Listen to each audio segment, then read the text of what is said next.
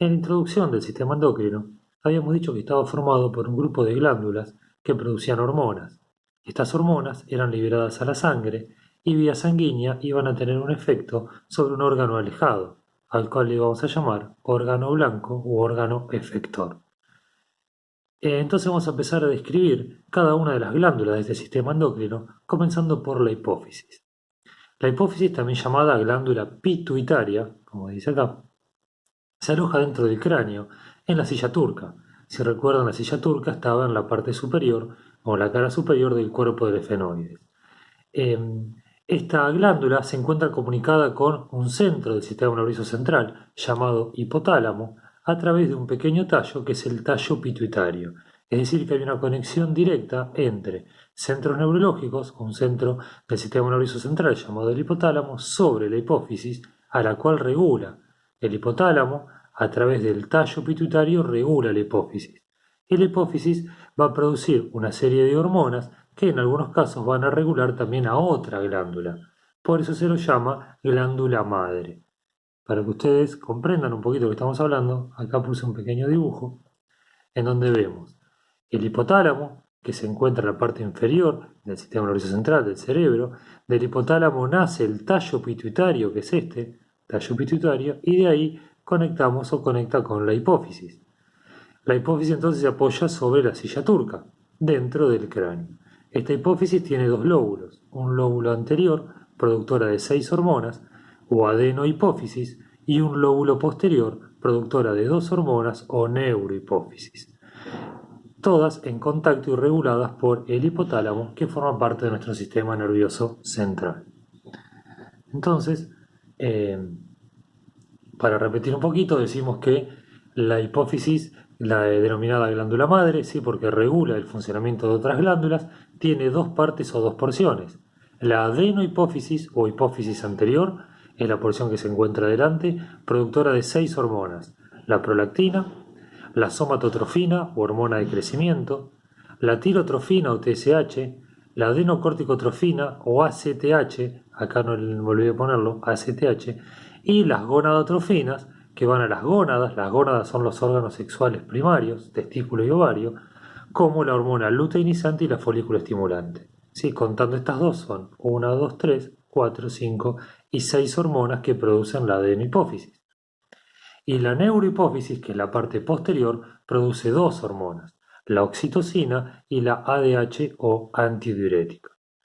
Esto para describir un poco a la hipófisis, ¿sí? En cuanto a su localización dentro del cráneo, en la silla turca, unida al hipotálamo, que es un centro nervioso, a través del tallo pituitario, y sus dos porciones, la porción anterior, adenohipófisis, y la porción posterior, neurohipófisis, productoras de hormonas. Ahora vamos a ver, a través de un cuadro, como habíamos explicado en el video anterior, cada una de las acciones de estas hormonas. Recuerden que por definición, al ser hormonas, son liberadas a sangre y por el torrente sanguíneo las hormonas alcanzan los distintos órganos blancos u órgano efector para lograr un determinado efecto. Entonces vamos a empezar con la primera de las hormonas. Ahora voy a tener que achicar para que se vea el cuadrito entero. Ahí. La primera de las hormonas, que es la prolactina. El orden es indistinto, es un orden al azar. Entonces voy a acercar el celu por ahí para que se vea mejor. La primera hormona que produce la adenohipófisis, la hipófisis anterior, es la prolactina. Como todo, siempre la hormona va por sangre. Acá sangre se me corrió, tenés que ir en el medio. La prolactina va por sangre a dos órganos en este caso, a la mama y al útero y ovario, a tres en realidad. ¿Cuál es la función en la mama? Estimular la producción de leche materna. ¿Cuál es la función sobre el útero y el ovario? Inhibe la menstruación e inhibe la ovulación. Por eso uno dice que la lactancia materna es un método anticonceptivo. No es que se dice, es realmente un método anticonceptivo. No es muy eficaz, pero mientras se esté amamantando y se esté liberando prolactina, se frena o se inhibe la ovulación para evitar en la naturaleza que una madre que está con sus crías tenga un nuevo embarazo, porque tiene que cuidar de las crías. Entonces, la naturaleza, que es sabia, hace que la propia prolactina, que estimula la lactancia, también inhiba la ovulación y la menstruación. Ese sería el eje. ¿sí? La adenohipófisis produce una hormona que en este caso va a 3 órganos blancos y cuáles son sus efectos determinados. Ahí abajo les agregué que la prolactina aumenta su producción durante el embarazo y principalmente a través de la succión que hace el bebé o el recién nacido del pezón durante la lactancia. Mientras el bebé se alimente y tome la teta, succione del pezón, se va a mandar una orden o un estímulo a la hipófisis para que la hipófisis produzca prolactina. Y la prolactina va a hacer que la mamá siga produciendo leche. Por lo general, el circuito se corta cuando la madre, porque empieza a trabajar o porque el chico empieza a tomar dieta, como es, leche suplementaria o empieza a comer algunos sólidos, deja de succionar en forma continua y seguida el pezón cada 3 o 4 horas y eso hace que la producción de prolactina vaya decayendo, la mama produzca menos leche y por lo tanto el nene o el recién nacido se alimente menos de la mama y más de los suplementos y ese círculo vicioso lleva a que se corte la lactancia.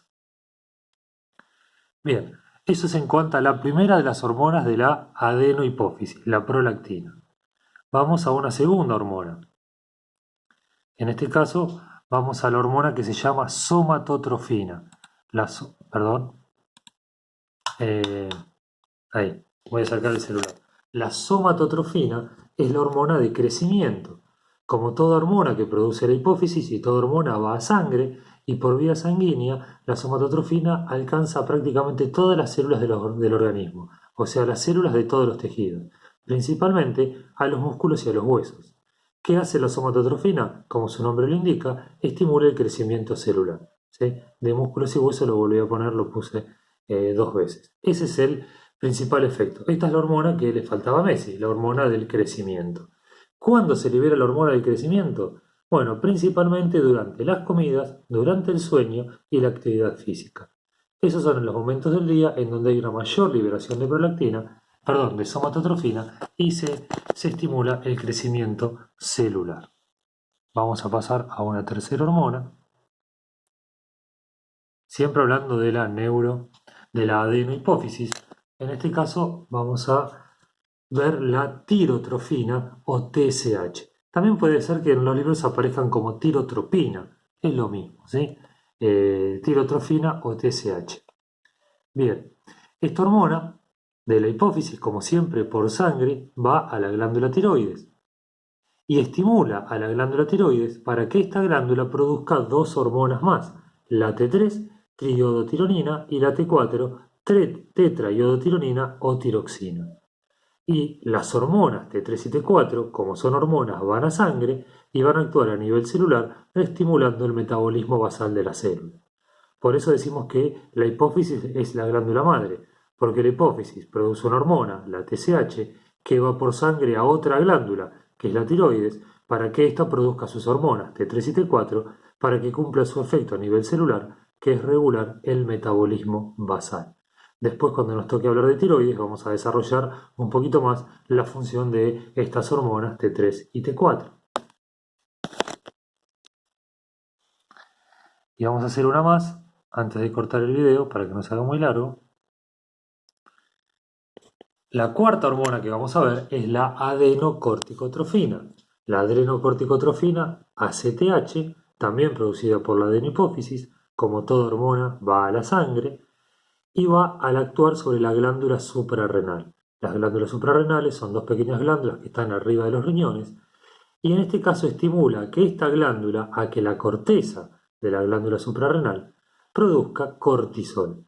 El cortisol también es una hormona que lo que hace es estimular o lo que hace es aumentar la disponibilidad de energía y de glucosa en sangre, ¿sí? Para poder enfrentar situaciones de estrés. Acá vemos cómo nuevamente la hipófisis produce una hormona, en este caso la ACTH, que va por sangre hasta la glándula suprarrenal que está arriba del riñón y va a producir o hace que produzca otra hormona que aumenta la disponibilidad de energía.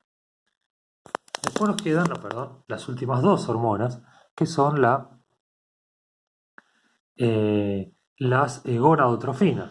Las gonadotrofinas son las hormonas sexuales, que van a las gónadas, a las órganos sexuales primarios. Empezamos por la luteinizante, La luteinizante o la LH es una hormona que ya vimos cuando hablamos de genital femenino. Y decíamos que esta hormona va al ovario y va a estimular al ovario a que produzca estrógeno. Si se acuerdan, estimulaba en los primeros 14 días a que el ovario produzca estrógeno antes de que aparezca el cuerpo lúteo con la producción de progesterona. Entonces, ¿qué hace el estrógeno? Además de participar en el ciclo sexual femenino, el estrógeno es el responsable de todos los caracteres sexuales femeninos secundarios. ¿Cuáles son esos caracteres? Bueno, por ejemplo, que la piel de la mujer sea más suave, que no tenga vello en la barba, que tenga la voz más fina, que le crezcan las mamas, que no se le caiga el pelo, que se le acumule el tejido adiposo más en las caderas que en el abdomen. Todo lo que nos diferencia al varón de la mujer, que no es la parte genital, son los caracteres sexuales secundarios. Entonces el estrógeno, producido por el ovario, es responsable de esos caracteres sexuales femeninos secundarios. Pero también la LH actúa en el varón y por sangre va al testículo, estimulando a que el testículo produzca la hormona masculina, principalmente la testosterona. La testosterona va a ser la responsable de los caracteres sexuales masculinos, es decir, que el varón se le caiga el pelo, tenga más fuerza muscular, tenga más resistencia física, que le crezca la barba, que la grasa se le acumule en el abdomen y no en la cadera, la voz más gruesa, bueno, todas las características o todo lo que nos diferencian del varón a la mujer con respecto a lo que no es genital, en nuestro caso, en el caso del varón, lo da la testosterona. ¿Sí? Acá vemos cómo nuevamente todo está producido por la hipófisis, ¿sí? Una glándula que está en el cráneo. Vemos cómo la hipófisis produce una hormona luteinizante que por vía sanguínea va a actuar en sus órganos blancos, que son el ovario y el testículo, para lograr un efecto determinado, ¿sí? Tanto en el ovario como en el testículo.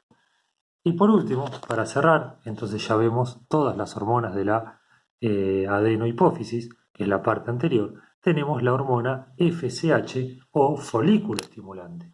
Esta hormona, FSH o folículo estimulante, también va a actuar en las gónadas porque forma parte de las gonadotrofinas y actúa sobre el ovario y el testículo. Su principal función en el ovario, como le dice su nombre, es estimular la maduración folicular, que los folículos ováricos, ¿se acuerdan que tenían óvulos inmaduros en su interior, ovocitos primarios, vayan madurando a ovocitos secundarios y a folículo maduro o de Graf? Entonces, una de las funciones es estimular la maduración folicular. Y también la FSH contribuye a estimular al ovario a que produzca estrógeno. En el testículo, lo que hace la FSH es estimular a la producción de espermatozoides y también, en menor medida, de testosterona. Entonces, acá tenemos cómo la hormona va a los órganos blancos y en los órganos blancos cumple determinado efecto. Estas 6 hormonas que acabamos de hablar o que acabamos de ver son las hormonas que produce la adenohipófisis, que es la parte anterior que tiene la hipófisis. ¿Sí? No se olviden, para que no se lo pierdan de contexto, que todas estas 6 hormonas son liberadas por esta glándula que está en el cráneo y que por vía sanguínea va a llegar a cada uno de los órganos antes mencionados y va a cumplir el efecto deseado. En el próximo video vamos a hablar de las hormonas de la neurohipófisis.